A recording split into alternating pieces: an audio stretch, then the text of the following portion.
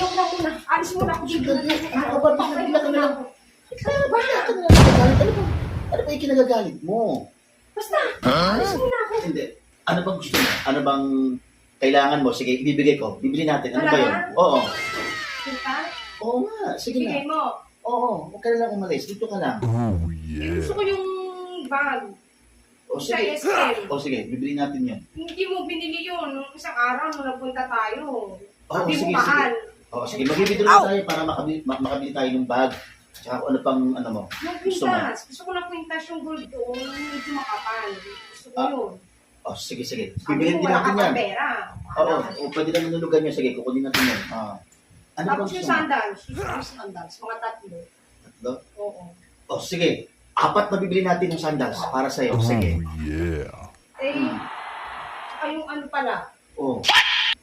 Ano bang gusto mo? Ang dami-dami mo Yung lang. ATM mo. Akin. Ha? ATM ko? Sige, visit ka. Wala kang pera. Malis ka.